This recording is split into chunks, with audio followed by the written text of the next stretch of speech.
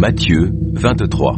Alors Jésus, s'adressant à la foule et à ses disciples, dit : Les spécialistes de la loi et les pharisiens sont chargés d'enseigner la loi de Moïse. Faites donc tout ce qu'ils vous disent et réglez votre conduite sur leur enseignement. Mais gardez-vous de prendre modèle sur leurs actes, car ils parlent d'une manière et agissent d'une autre. Ils lient de pesants fardeaux et les placent sur les épaules des hommes. Mais ils ne bougeraient même pas le petit doigt pour les déplacer. Dans tout ce qu'ils font, ils agissent pour être vus des hommes. Ainsi, les petits coffrets à verser qu'ils portent pendant la prière sont plus grands que ceux des autres, et les franges de leurs manteaux plus longues. Ils affectionnent les meilleures places dans les banquets et les sièges d'honneur dans les synagogues. Ils aiment qu'on les salue sur les places publiques et qu'on les appelle maîtres. Mais vous, ne vous faites pas appeler maîtres, car pour vous, il n'y a qu'un seul maître, et vous êtes tous frères. Ne donnez pas non plus à quelqu'un, ici-bas, le titre de père, car pour vous, il n'y a qu'un seul Père, le Père céleste.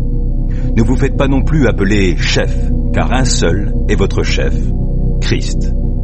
Le plus grand parmi vous sera votre serviteur, car celui qui s'élève sera abaissé, et celui qui s'abaisse sera élevé.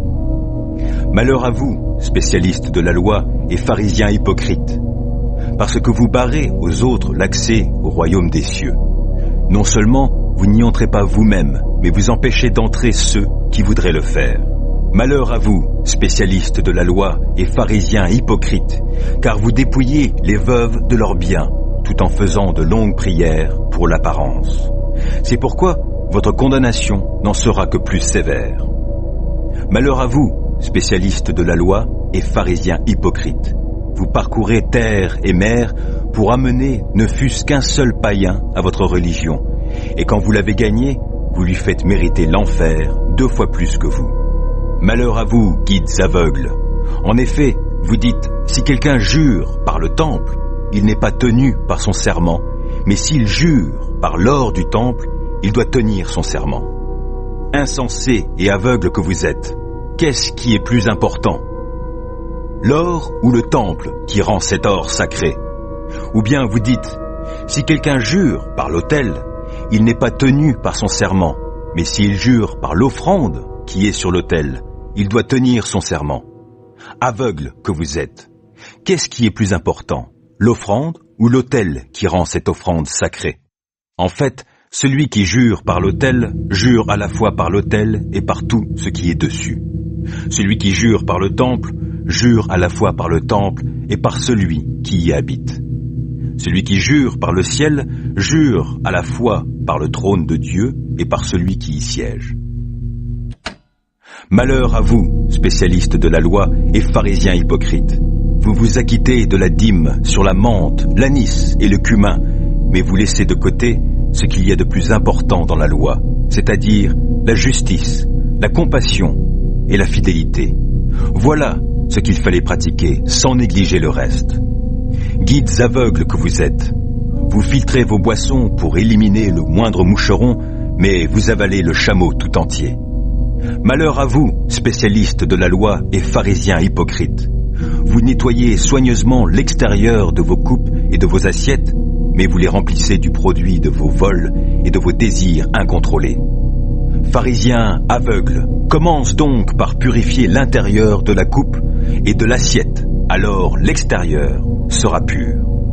Malheur à vous, spécialistes de la loi et pharisiens hypocrites. Vous êtes comme ces tombeaux crépis de blanc qui sont beaux au dehors, mais à l'intérieur, il n'y a qu'ossements de cadavres et pourriture.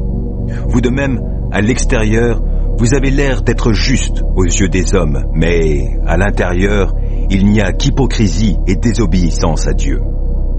Malheur à vous, spécialistes de la loi et pharisiens hypocrites.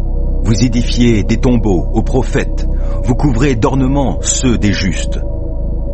Vous dites, si nous avions vécu du temps de nos ancêtres, nous ne nous serions pas associés à eux pour tuer les prophètes. En disant cela, vous attestez vous-même que vous êtes bien les descendants de ceux qui ont fait périr les prophètes. Eh bien, ce que vos pères ont commencé, portez-le à son comble. Serpents, race de vipères, comment pouvez-vous penser que vous éviterez le châtiment de l'enfer ? En effet, je vais vous envoyer des prophètes, des sages et des spécialistes de l'Écriture. Vous allez tuer ou crucifier les uns, fouetter les autres dans vos synagogues et les persécuter d'une ville à l'autre, pour que retombe sur vous le châtiment qu'appelle le meurtre de tous les innocents, depuis celui d'Abel, le juste, jusqu'à celui de Zacharie, fils de Barachi, que vous avez assassiné entre le temple et l'autel du sacrifice. Oui, vraiment, je vous l'assure, le châtiment mérité par tous ces meurtres retombera sur les hommes de cette génération. Ah, Jérusalem, Jérusalem, toi qui fais mourir les prophètes et qui lapides ceux que Dieu t'envoie. Combien de fois j'ai voulu rassembler tes habitants auprès de moi comme une poule rassemble ses poussins sous ses ailes. Mais vous ne l'avez pas voulu. Maintenant, votre maison va être abandonnée et restera déserte. En effet, je vous le déclare, désormais, vous ne me verrez plus jusqu'à ce que vous disiez « Béni soit celui qui vient au nom du Seigneur ».